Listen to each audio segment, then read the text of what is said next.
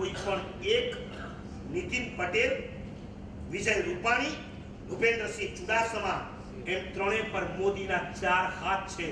આવતીકાલે ગુજરાતની ગાદી ઉપર આ ત્રણમાંથી કોઈ પણ એક આવી શકે છે. આમની સામે આપણે ક્યારેય પડવાનું ના હોય, પ્રેમથી એમની સાથે વાત કરવાની હોય. વિજયભાઈ 1 કલાક બેઠા, નીતિન પટેલને વાત કરવામાં આવી અને કુમારપાળભાઈએ ભૂપેન્દ્રસિંહને વાત કરી કે એ કલીકુંડના છે, ધોળકાના છે. એક વખત તમે ધોળકાથી અમદાવાદ જાઓ ત્યારે 10-20 સ્પીડે તમારી ગાડી ચલાવજો અને સાઈડમાં રોડ કેવો છે એ પણ જોજો.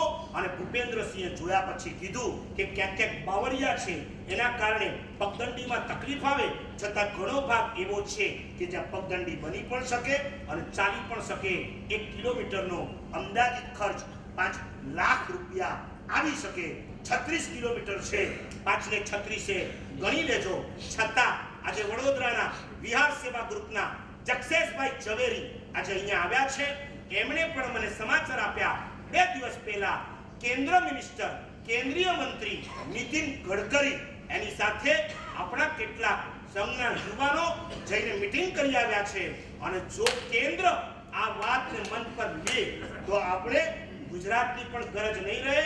કેન્દ્ર દ્વારા અહીંયા સમાચાર આવે અને પછી એ લોકોએ કરવું પડે એવી વ્યવસ્થાઓ, એવા પ્લાન ઘડાઈ રહ્યા છે.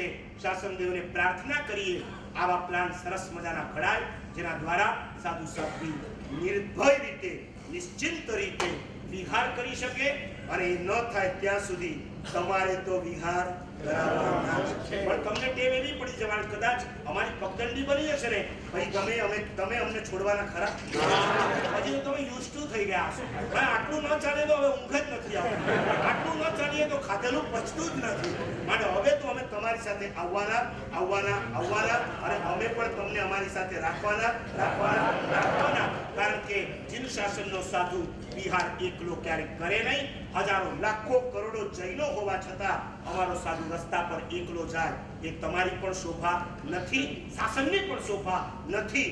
માટે જ્યારે પણ જ્યાં પણ કોઈ સાધુ સાધ્વી એકલા દેખાય વિહારમાં અને તમે બસમાં હો, જમ્પ મારી એમની સાથે વિહારમાં જોડાઈ જજો. એ મહાત્માઓના જે આશીર્વાદ મળશે ને એ જીવનમાં તમને કવિ કેવી પ્રગતિ કરાવશે એની તમે પણ કલ્પના નહીં કરી શકો. ખૂબ ખૂબ આશીર્વાદની સાથે આવતા વર્ષે પર્યુષણ બાદ ફરી એકવાર આપણે ડેટ નક્કી કરશું. ત્યારે સારી સંખ્યામાં, આજે હાઈએસ્ટ સંખ્યામાં આવ્યા છો ત્યાં સુધીમાં નવા ઘણા ગ્રુપો તપાસે. બધા પધારજો. અને 7 ફેબ્રુઆરીએ કલીકુંડની અંદર સ્પેશિયલ કેપ્ટનો માટેની મીટિંગ રાખી છે. એમાં સારામાં સારી સંખ્યામાં તમામ કેપ્ટનો હાજર રહે.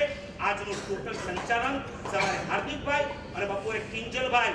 આ કિંજલભાઈની પણ સ્પીચ હકીકતમાં સાંભળવા જેવી, પણ એ સરેન્ડર થઈ ગયા. મેં કીધું 1 લાઈનમાં બોલવાનું, એમણે અડધી લાઈનમાં બોલવાનું કર્યું. ભવિષ્યમાં આપણે સવારનું સંચાલન એમને સોંપશું. આ રીતના આખું વિહાર સેવા ગ્રુપનું સરસ મજાના સંમેલનો આગામી વર્ષોમાં કરતા રહેશું. શુભેચ્છા.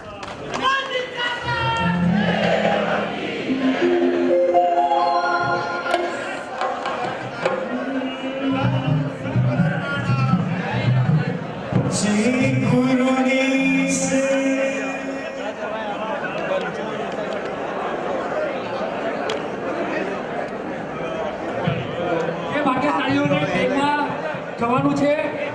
એમની ગાડી અહીંથી સ્ટેશન સુધીની લક્ઝરી 6:30 થી 6:15 વાગે બહાર આવી જશે. ખાસ એનું ધ્યાન રાખજો. ખાસ અમદાવાદ વિહાર સેવા